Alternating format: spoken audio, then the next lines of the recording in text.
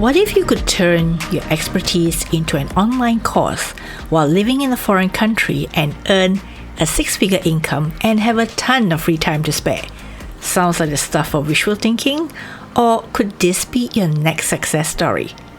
This is Krista Gun, and welcome back to another episode of Womenpreneur Asia, the podcast that celebrates Asian women entrepreneurs across Asia and tells the real stories behind their journeys. As always, this episode is sponsored by Redbox Studio. Today's guest is Malaysian entrepreneur Jessica Choong, a nail artist who built a six-figure online nail course business while staying in New Zealand. She's crafted a business that leverages affiliates, sponsorships, and hands-on practice to empower young women to gain financial independence. Jessica shares her story from being a Malaysian Airlines cabin crew to moving to New Zealand and how she thrived in a foreign country without friends or family. In this episode, we'll explore how to create systems that scale, how to nurture a trusted community, and how to leverage authentic connections and not cold pitches to grow your business. If you've been interested in selling your expertise online, this episode is a must-listen, as Jessica reveals her best-kept online strategies and secrets that help her make a six-figure income. Welcome, Jessica, to Womenpreneur Asia. I'm really honored to be here. So, Jessica, let's start with where are you now, physically? I'm currently in Penang, back to hometown. I just moved back from Auckland, New Zealand to Penang in, I think, mid-March this year. Is it for good? Maybe. Not sure yet. Why is there a maybe? I got invited for another cabin crew interview with Singapore Airlines next week. And I don't know if I will succeed or not, but I will see what I can do. Tell us, what do you do and what are you doing now in terms of entrepreneurship? But before the entrepreneurship part, let's get into what you're doing, your daytime job, full-time gig, whatever you want to call it. I still running an online nail academy, and most of my client base is still in New Zealand. So right now, I am in the process of completing teacher's manual for my affiliates. And also I'm starting a new nail courses, a new Gel X courses, which is like a different nail systems in comparison to my original one. So right now, my daytime gig is to edit all these videos, and also I am doing this giveaway with some of my friends to promote my current course. How did you end up being in the nail industry? How do you end up doing this for yourself as a business online? When I was 18 years old, when I first graduated from high school in Malaysia, I don't really know what I want to do, but I know that I'm still actually very into fashion. So I went and studied fashion design in Equator College in Penang. But back then, because of financial issues, I went into this cabin crew interview with Malaysia Airlines. And lucky enough, I got the job in one shot. So I started my aviation journey with Malaysia Airlines. And I think that kind of opened my eyes a bit because I got to see the world. And also, that time I was only 18 years old. And in the aviation industry, like, you get to meet a lot of people that is older than you. Like, the captain might be 50 years old, like your leading students might be in their 35s or something like that. So I think they opened my eyes about this world. But when my contract ended, to be honest, I'm really lucky. I think like fate brought me to New Zealand. 6 months before COVID, I moved to New Zealand. So the reason why I moved to New Zealand is because my partner is staying there, my boyfriend is staying there, and he's come stay with me. But that time, my parents is like, are you sure that you want to resign from cabin crew and then just go to New Zealand? I was thinking an average crew, you will make around 5,000 ringgit if you are working with Malaysia Airlines to maybe 7,500. And I don't want that to be my salary ceilings. So I guess like I'm still young, like why not? I just took the chance and That's how I moved to New Zealand. When I moved to New Zealand, I felt like, because in overseas, it's quite different compared to Malaysia. So in Malaysia, when they say like they hire you to be like a waiter or something like that part-time, they will give you like a fixed term of time, like per month, I would say. But however, in overseas, the employers get to decide your hours. So by deciding your hours, they decide how much they pay you and how much you earn per week. So I don't like it. I just felt, I just want the freedom to be able to make more money. So that's how I started my nail class. Back then, I just want to get my nails done with this girl called Donna. She's a South African. And then I just bumped into her, I get my nails done, and one day I just popped her a question and said, "Are you offering a nail course?" So she's the one that taught me the foundation, and that's how I got into it. And from there, were you straight off interested in doing this as a business? At first, I would say it started as a hobby. So like I said before, when I was 18, the reason why I was very into this fashion design is because I was very into drawing and painting. However, I didn't know I wasn't into sewing. Oh, that's a hard one. That's a challenge indeed, right? Because I didn't know that as a fashion designer, I thought you just draw and you just paint and then you send it to the factory to get everything done and you market it and you say, I thought this is what it's going to be. I know that I'm really good in drawing and painting, but I'm just not really good in sewing. In fact, I'm not a very patient person. And sometimes, maybe this is in my DNA or something like that. Like when I was doing my assignment, when I was studying fashion, right? I was studying there and calculate the cost or how much hours do I spend in doing this embroidery and how much money do I make.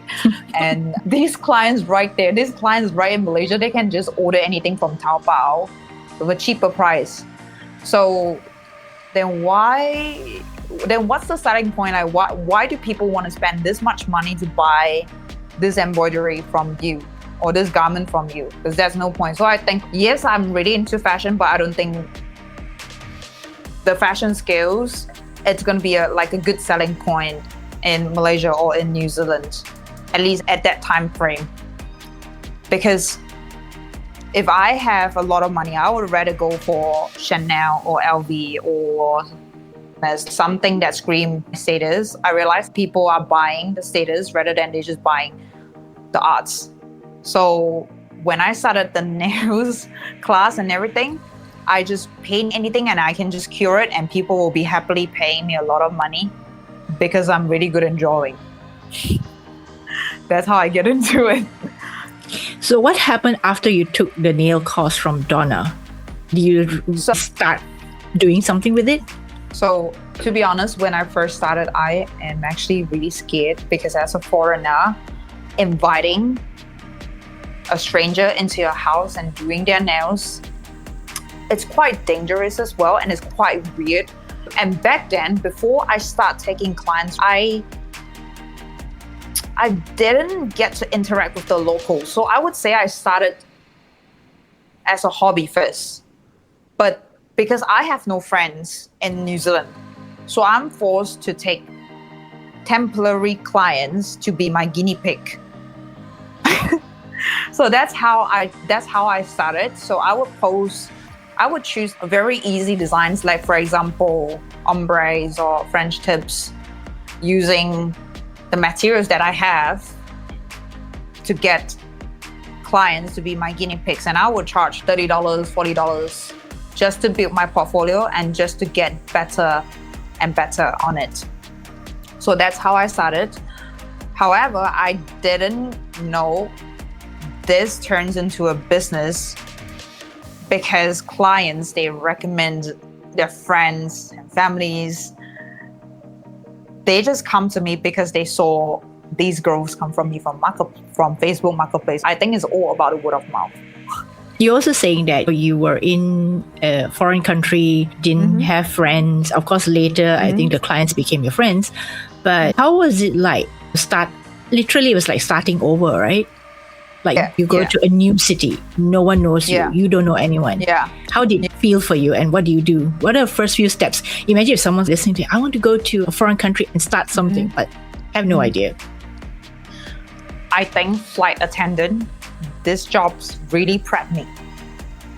So I was nervous, but I wasn't as scared or as anxious as other new starters. And also because I think in Malaysia, our government did a pretty good job in making English compulsory. So moving to New Zealand is, I don't have any language barrier with the locals. But I think the real shock was the culture. The Malaysian culture and the New Zealand culture is quite different. In Malaysia, we picture New Zealand as the all white countries. The locals were just going to be like white people. But what I didn't know was like, when I start to talk to my clients and when I start to talk to my friends, I started to realize New Zealand is an immigrant country. You can meet someone from the UK, you can meet someone from the States, you can meet someone from Samoa or from Tonga just by doing nails. And in that 2 hours, I would say like when I was doing their nails, it actually benefits me because I get to blend in with the locals. So it's a 2-in-1. One day you're charging them because they're clients, right? Even though it was like $30 to $40, but at the same time you're getting a cultural immersion and a cultural education from them because they're talking to you about their lives. Yeah, I think that's how I make friends, or I blend into the Kiwi society. Because every time they come in, I think thanks to my nosy culture, I think this is one of the reasons why I become flight attendant as well. I just love learning about other people's culture or history. Some people, they don't get their nails done regularly. They get their nails done for occasions. So say, for example, this girl from Samoa, she will come in and she will tell me this is her wedding nails, and then we will chit-chat about like how the traditional wedding is going to be done in a Samoan way, and I'll tell her about our culture, like the Chinese way. So we'll be sharing different information about our own heritage. Because in New Zealand, ball season is huge. So in Malaysia, our schoolgirls they look all very vulnerable. They look all very put together. And even for the school balls, you can't dress up, you can't do makeups. But in New Zealand, all these girls, they want to show off. So you want to these look good, girls, right? Yeah, they want to look good. They want to go all out. They will come to me and then they will share about like the school balls. And that's how I kind of know about the cultures between the younger demographic and also the older demographics stories. And how long did you do this? How long was that? I would say 5 or 6 years. But the reason why I'm doing it is because I love it. So I get excited every time my clients DM me and then they send me photos of what they want. I get really excited because I get to get creative. At the same time, I get paid.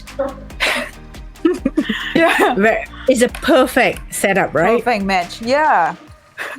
Then how did that idea of doing something else come along? Because 5-6 years you were doing this offline for your clients who came to your house. Then what happened?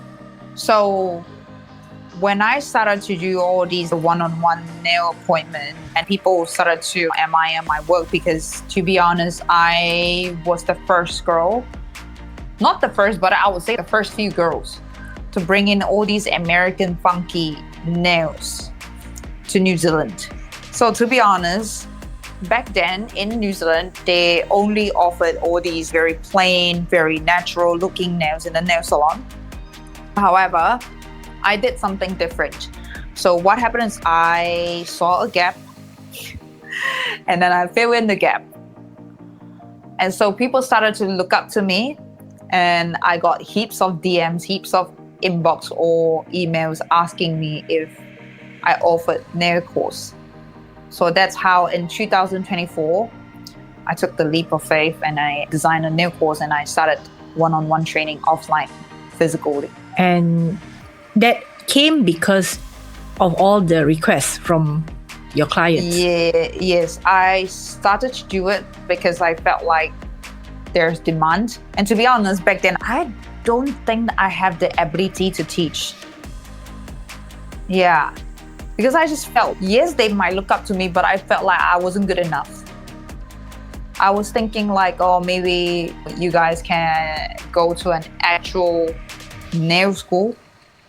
However, I did get a lot of feedback from the girls saying that the schools did offer them a good course and teaching them how to do safe and hygienic nails, but they are still not getting clients. And the reason why is because the people they are teaching in the schools, they are not in the industry. They are not evolving with the industry. And that's why the students that learn from the schools don't get a lot of exposures to nail arts.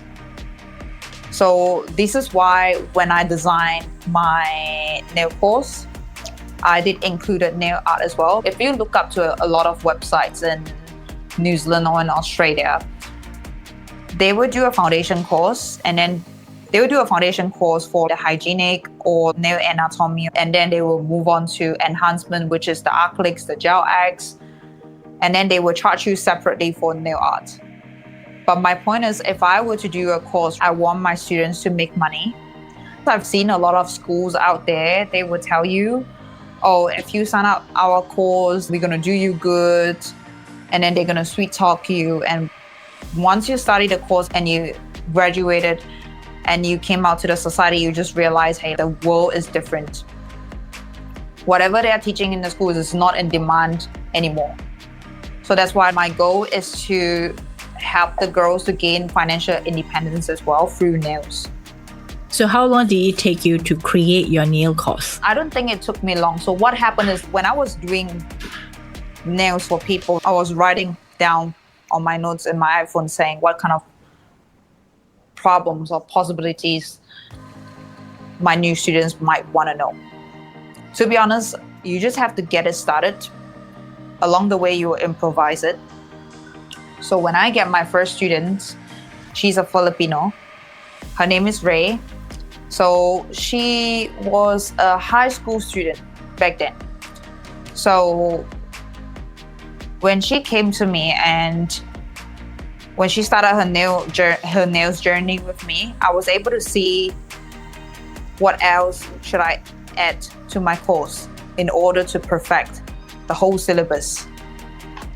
Let's talk about the marketing of your nail course. So you filmed it, right? You filmed the entire video course and you have that course ready. And what about the marketing side of things? When you launched it, do you immediately, I know you talked about Ray, but what was the marketing plan for that course itself? And was it during times when people came to you at home that you told them you had a course? Or what do you do? Or were you on Instagram all the time talking about it? I was on Instagram. See, Ray is my first student, right? The reason why she signed up to become my first nail course student, right? She didn't approach me because she saw my advertisement. She approached me the same way I approached Donna. So when she was doing her nail course in front of me, she was doing the application and everything on the nail dummy. I was taking stories. And by that, I think my audience on Instagram, they got curious about, oh, is she offering nail course or something like that? I got people curious about it. But my real breakthrough point is when I have a lot of students that successfully graduate and then they start making money and then they do really good nails, really good reviews in the market. And that's how nowadays the new students come back to me because of word of mouth. Yeah. But back then, this is before I did my online course. I was doing physical one-on-one. And talk to me a little bit about the people who buy your courses right now. The physical one or the online? Both. Both. Yeah, both. Because you do have offline as well as online. Yeah. Tell me both. I do get a lot of demands outside of Auckland. I'm staying in Auckland, right?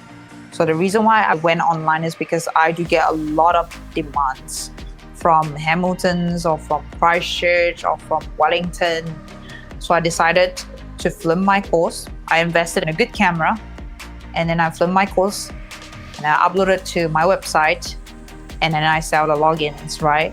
So my client base are mostly young girls. They are looking to gain financial independence by also doing what they love. They have the same spirit as me when I first started. So my point is, if I want to start a business or if I want to start the community or something, I want to make sure they gain something out of it. They have some takeaways out of it. Like I said before, I wish that they gain financial independence or even found their love in nails. I wish that they can be a little bit more independent. And that's why I started all this journey. I like how you said that you wanted them to be financially independent as well as also empowered, right? Not just always relying on you as the teacher, instructor. How has the journey been for you ever since then? Uploading your course, having a course and a face-to-face component. I think I found my calling. So do you still want to be a flight attendant? So the reason why I can be a flight attendant is because my business is now automated. So I've got a lot of free time. And I wanted to take these opportunities again to be a flight attendant because one is because this is my comfort zone. Two is because I get to travel the world and see the world and maybe got inspired by something. Yeah, I'm looking for some inspiration. Because in the future, I wish my platform or my website right now is not only gonna focus on the beauty industry. I wish to work with a lot of different kinds of people to help these young girls or young people to meet a really good mentors. Because in the market, you have a lot of mentors. They are just looking for money. They are not actually looking to create a legacy. So I wish when these new girls or the new students, when they came to us, I wish to make a name in the world saying like at least when they came to us, they found the right mentor. That's why I was thinking to get to know more people out of my comfort zone and also look for new inspiration. Maybe along the way, I will find something new. I don't know. Yeah. There's so much, right? There's so many things, so many skills, so much of knowledge that you can gain from other people, which is exactly the reason why I love doing my podcast. I learn from everyone that's on my podcast and I get to learn new things. I don't have to go do the things, but just to learn from them. So let's talk about challenges. You made it sound very smooth, the journey. Were there any challenges? Were there any challenges? I think this is why I love New Zealand so much, because when I was in Malaysia, I do have a lot of challenges to overcome. But when I moved to New Zealand, I felt like I found the right audience. So, like I said before, I was doing American nails, right? I was introducing all these like funky nails. But to be honest, instead of selling the nail art, I'm selling myself, my vibes. So, of course, like along the way, I did have some competitors. But what I would say is like Kiwi, all of them have mutual respects, and I'm quite surprised the dynamics in their societies, they help each other. And I would say like one thing that I regret I didn't do is doing vlogs. I did not put myself in front of camera when I first started. So back then, I guess like I have this impression of being an influencer is kind of like childish things to do back then. Because I like to be quiet and I don't really like to show face. And I guess that's my uncomfortable zone. So normally on my Instagram, I'll just show my work and then like I'll just post my students. That's what I do. But then I realized like instead of doing actual marketing, I'm just building a photo album on Instagram. As I see right now, because people are on their phone all the time, I think people are actually curious about what do you do daily and what is the backstory. They want to get to know you more. So I should have vlogged earlier, but I didn't. But one of my students, her name is Nail Edit Binds, like she gained the most followers in a short time. And I guess I think this is really good marketing skills. I said one of my favorite books is The 48 Laws of Power. Which is your favorite one? Which is your favorite law? So this is, I think, one of the laws here is quote, attention at all costs. You have to get people's attention. And there's one favorite quote that I saw is, you don't build a business, you build people, and then people build the business. So I wish that I knew that earlier. Not too late, Jessica. You're still in the process. You're still growing. I'm still young. Yeah, you're still young. You're still growing. You know, Yeah. You have plenty of opportunities to put that into action. Yeah, I'm actually really lucky as well because from my nails brands, and I didn't realize this, I get to work with a lot of sponsorship. I get to work with a lot of brands, and the nails brands and the beauty suppliers, they will send me heaps of products, which reduce heaps of my costs. And all they want me to do is to help them to film and talk about how good their products is.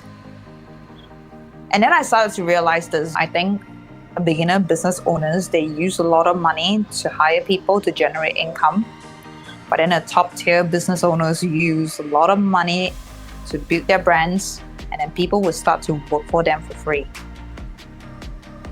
So I think that's the biggest lessons that I learned so far. But you're also working with the brands later, right? And also, of course, your students. So one of the selling point of my courses is the sponsorships that works with me, right? I ask them to give all my students a discount code. I wish to help my students to gain financial independence, right? But as a business owner, in order to make money, first you need to reduce the costing. So what I did is I talked to the sponsorships and also the beauty suppliers. I said, whoever came to your store or came to you with my nail certificates, please give them a discount. So they are able to start their home-based business a little bit easier and also not that stressful. Because I wish when I was starting, I wish somebody did this for me as well. Basically, your own wish list, right? I wish I had this. I wish I had. Yeah. So you're fulfilling your own wish list that you wish that somebody did create for you when I was first starting. I wish somebody told me too if you could vlog yourself. But back then, I think 6 years or 7 years ago, vlogging is not a big thing yet in comparison to now. Yeah. So that's why I didn't saw that opportunities, and also I was denying or rejecting it, even though I was playing my phone all the time. I did not vlog at all. Are you vlogging more now? I do. I actually do. To be honest, I'm still afraid of camera. Not afraid of camera, but I wasn't comfortable at first. So I joined the Toastmaster clubs to help me when I was in New Zealand. Yeah. And I think that really helps. I attend, I think, the public speaking contests with Toastmasters. And I get to learn about storytelling because branding is about storytelling, right? So I think this is the area where I have to improve. How many people have taken your course? What are they doing right now? I'm very excited to know that. Around New Zealand, I have around 100 girls that have done my courses. Some of them have moved to Australia, and I'm pretty sure I have around 10 girls that started their nails business in New Zealand. Some of them they learn is because of hobby, and some of them they learn is because maybe they like me. That's why they spend money on me, and then they learn how to do nails with me. And some of them did move away from nails as well. They realize they don't really like it because of the alcohols and the chemicals, but then they are still actively pursuing something in the beauty industry. Do you have a community for them? And that's why I'm building the Gel X course as well, because with the girls that haven't started their business. So I did ask them, because constantly I'm checking on my previous students. I'm like, what are you doing right now? Why didn't you start your business? A lot of feedbacks come back to me was like, they are afraid of taking clients. So they learn their skills. They've been doing their family and friends' nails for free. Some of them might charge a little bit, but heaps of them, they are afraid of taking strangers to their house. And some of them, I realize the reason why they move away from nails is because they might feel they are not as artistic. But I guess their feedbacks becomes one of the bullet points or one of the points that I have to improve in my course or my business as well. Maybe I should look for more sponsorships and help them, or maybe I should introduce more models days for them. I think that's very interesting that you started off by teaching nails, right? Nail art, teaching them that, but eventually you're teaching them how to build a business. Yeah. So it's no longer about the art anymore, or the nails. It's about business. So currently my plans is, because I do have quite a lot of alumni, right? Some of them are staying in Auckland, some of them are staying in Hamilton, some of them are staying in somewhere maybe like Wellington. So what I'm doing right now is I pick my top students, the ones that have started their business, the ones that are doing really well. I make them my affiliates. So because if I want to grow my brand or whatever, I wish to help them to build their brands as well. They will start to teach the new sign up. So the new sign up will get an online portal and also one-on-one sessions online with me. However, I realized some of the girls, they are still afraid to do the real person, the model's nails. So I get these affiliates to help me to mentor these new students to do the real people's nails. That's how I fix the problems. So it means that, just say if a new student who's living in the same city as your affiliate, they can work with that person in a sense that person mentors them and shows them how to do it in real life, right? Because the online portion is online with you as well, the course, but they still need the practice, hands-on practice. Hands-on practice on real people. So when I spoke to my previous students, like the ones that haven't started their business, this is one of the problems that they told me. They say they're afraid of meeting new people, and also they are afraid of getting on the models. We did provide 2 days, like 2 model days, but some of the girls still not comfortable in cutting the cuticle and doing the enhancement. They are still afraid of it. So I did create an affiliate program just to solve these problems. I am in the middle writing the teaching manuals and how to mentor all these new sign up. When I was there and mentoring them, I can tell a lot of students is doing similar mistakes. So I put it in a teaching manual. So all my affiliates, they can go back and refer to the manual. So instead of building a business, I'm building a systems as well. I realize that you're very systems oriented for a very creative person. Where do you learn that? Where do you think I learned that? You told me this before, so I know the story. Before I moved to New Zealand, I was a cabin crew, right? So when you first get selected to be a cabin crew, they will send you to the airline school. Let's say, for example, I went to Malaysia Airlines Academy. They sent me to that school just to get me to familiarize with my job scope and also the cabin and the safety manuals. And I realized because I went to took these courses with Malaysia Airlines. So when I started working as a flight attendant in the cabin, when I was operating a flight, automatically I know how to operate because they have prepped me. So if you wish to scale your business, you can't copy people, you can't copy the business. You have to build a system and keep the branding. And that's how people scale it.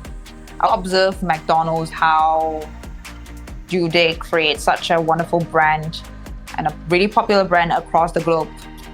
And I realized this is how they built the system. Everyone has the same way in doing the same burgers or the fries or the nuggets.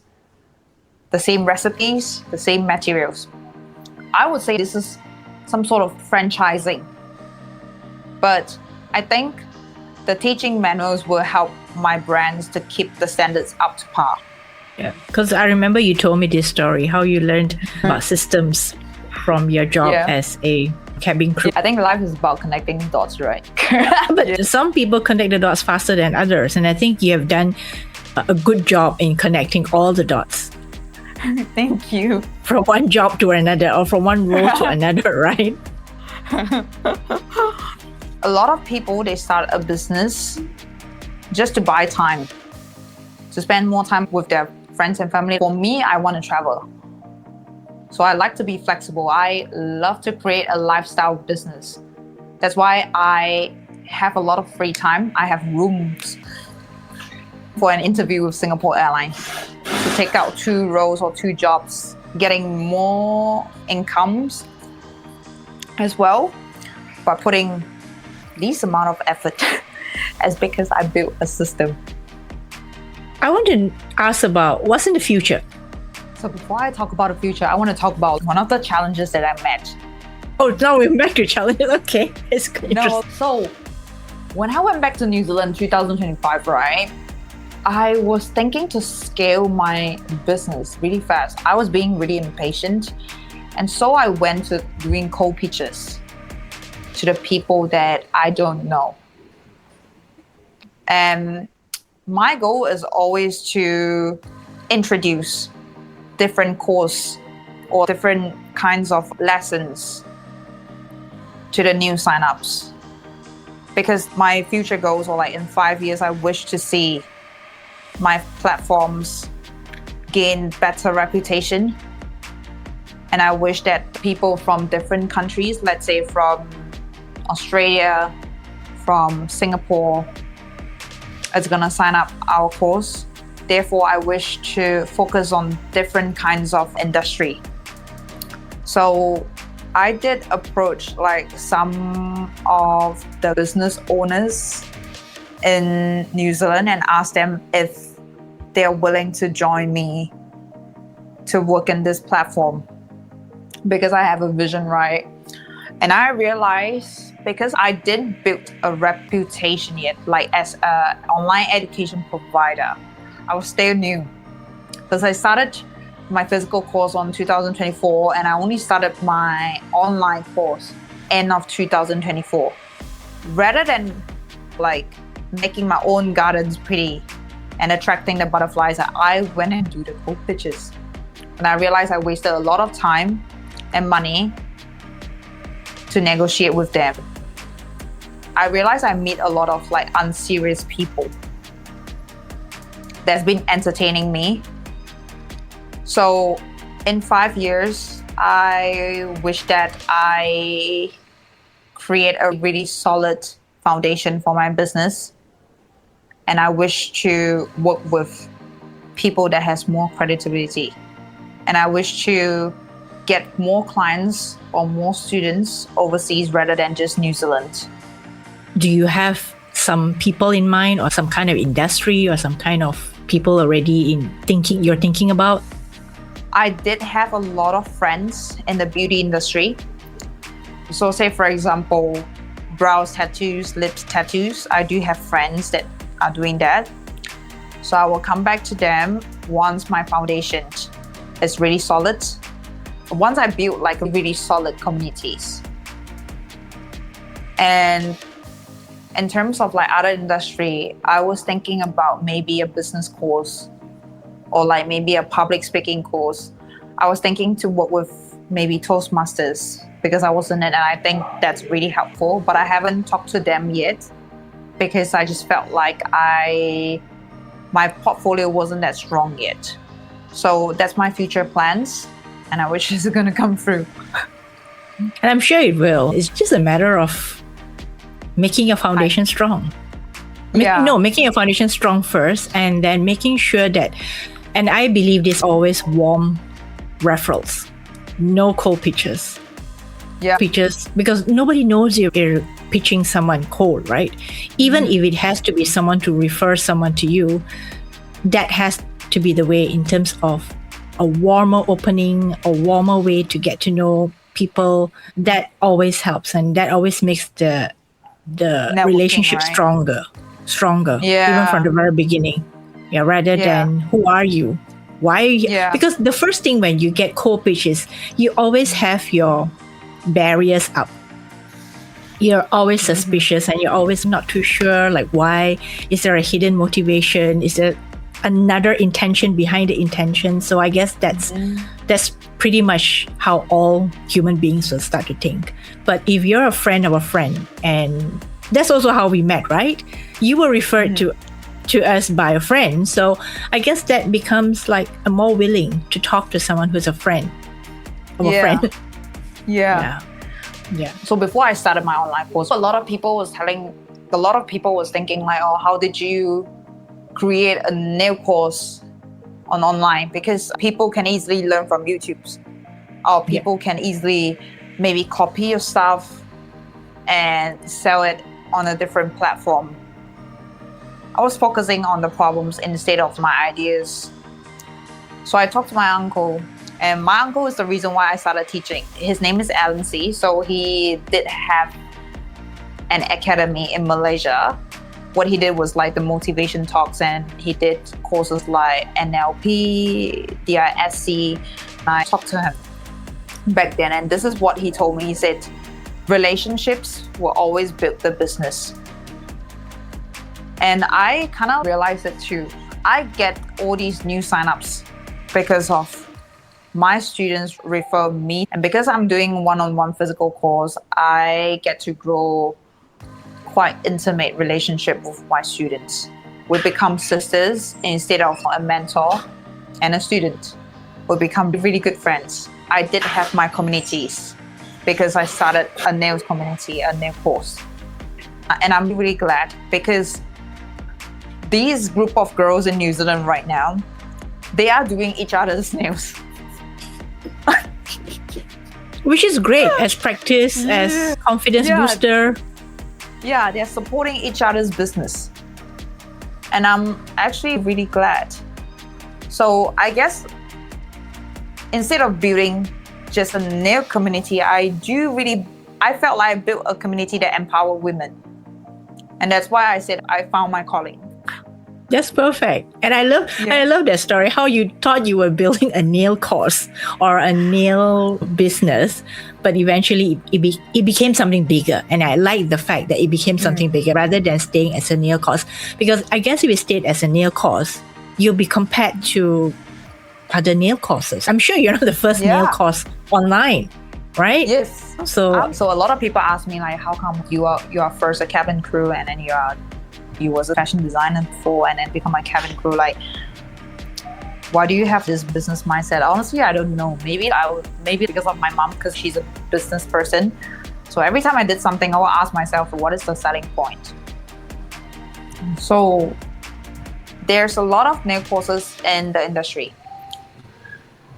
People come to me is because I was in the industry and I keep adding new things that is in trend. So when they sign up my nail course, right, automatically they are also learning how to do the new nail arts that is in trend.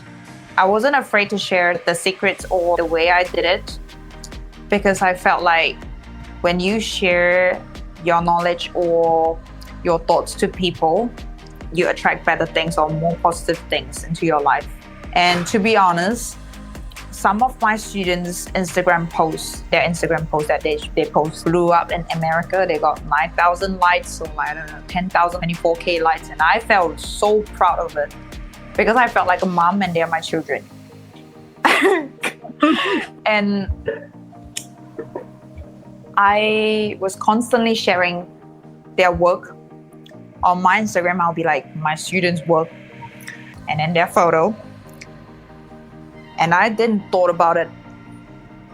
But now that I think of it, that actually helps my affiliates program because their success is tied to my success. So instead of being jealous or envy of my students, I felt like we are helping each other to grow. You help each other and then you go together. And that's how we advance. What's that one single piece of advice that you would give or even recommendation? Because you talked about the vlogs, you talked about, I wish I had this, I wish I had all this support when I was starting out as a nail tech. But if you could just boil it down to that one thing that you want to say, your final thing that you want to tell someone who's listening to this, who's probably a person in business or not, some people could be aspiring, what would you say to them? I would say, if you have an idea, just do it. Because you wouldn't know these ideas will turn into something bigger or creating bigger opportunities for you or even help you to network to someone that is going to help you or give you better opportunities. Because life is about connecting dots. I might be studying nail course right now, but maybe in 10 years, it could become something like Coursera, or maybe become a platform like Thinkific. I don't know. The most important advice that I would tell my younger self or the person that was listening to this podcast is just do it. Don't listen to those negative advice. A lot of people will say no to you because they didn't saw your vision. And that's the best piece of advice I would give. I think. Yeah. But before we go into where to find you or where to connect with you online, what is the price of your course? So in New Zealand dollars, right? So if you are doing just full online with me alone, it's 2,800. So a full nail kit will send it to your house. And also you will get the pre-recorded videos when you log into the website. So on top of that, you will submit assignment to me and then I will check your work. And then we will move on to several one-on-one video calls. So how I conduct my video calls was, you are going to do one finger for me, let's say. And then I will check your mistakes. And then I will show you how I do it. This is how I correct my students. So another option, if you are doing with my affiliates, meaning you will get 2 mentors. One is online with me. And 2 is the 7-day course with the affiliates. So I have different affiliates. They are all my top students. You get to choose which affiliates you want to go with. So what happens is you will do your online theory and you will submit the first few assignments to me. And I will check your mistakes and I will leave a note or a remark to my affiliates. And when you went in for the 7-day course, they will be focusing and correcting you in person of your mistakes. And that pricing comes down to 3,600 New Zealand dollar. So all prices quoted are New Zealand dollars. I think it's very smart. The way you have actually configured your business is a very smart way of doing online and offline, because it's hard, right? Not only doing nails, there's so many things that is like the physical presence is needed. Yeah. But you've found a way to work around that with your affiliates. So congrats. Thank you. So now, Jessica, where can they find you if they want to learn about your course or connect with you? You can find me on Instagram. My Instagram handle is at notjessicajse. But if you want to look at my nails profile or my work, then it will be Sultry Nails. So SULTRY nails and _ NZ. I love how you're very open and honest about sharing everything. I think I spent too much time in New Zealand. All of the girls that I met, we have big mouth. We are like really loud. When they came into my studio and then like when I did their nails, instead of feeling like a nail appointment, it feels like a girls hangout.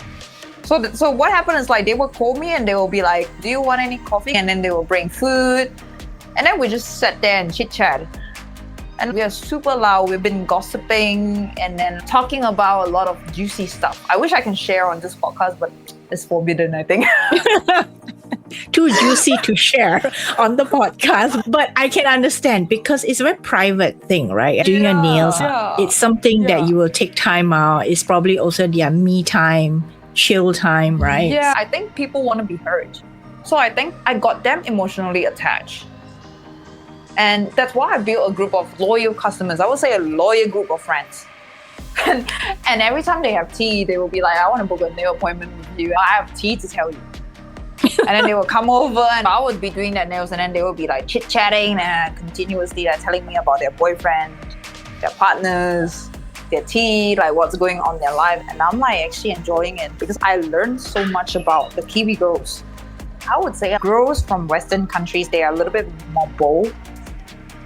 And then they are not afraid to speak their mind. Whereas girls in Malaysia, they're a little bit more timid and a little bit more vulnerable. I think Asian girls, they care too much about how people look at them. Whereas like Westerners, they just speak their mind. They don't really care. We'll probably get you back again for another session. When things start happening, you can come back and tell me the progress of your business and where you're going with your dream. So thank you so much, Jessica. Thank you so much for having me. I love Jessica's story because it is a powerful reminder that great businesses grow from clear foundations, authentic connections, and a willingness to step into leadership with generosity. She transformed her love for creativity and art into a flourishing nail course business that helps her help other women gain financial independence. And this is what I love the most. Too many course creators teach single skills, but Jessica's teaching her students how to start their businesses right from their homes. So my question to you is this. If you're an expert at what you do right now, what's stopping you from creating your online course? And after that, which dot will you connect next? Through partnerships, affiliates, or community to move your own business forward. I hope this conversation has helped you imagine more possibilities with the expertise that you already possess. If you found value in this conversation, do subscribe to our podcast and to our email list for more practical tips and behind-the-scenes updates. As always, connect with me on LinkedIn, Facebook, or Instagram. This is Krista Gun, and I will see you next Friday for more conversations with women entrepreneurs across Asia.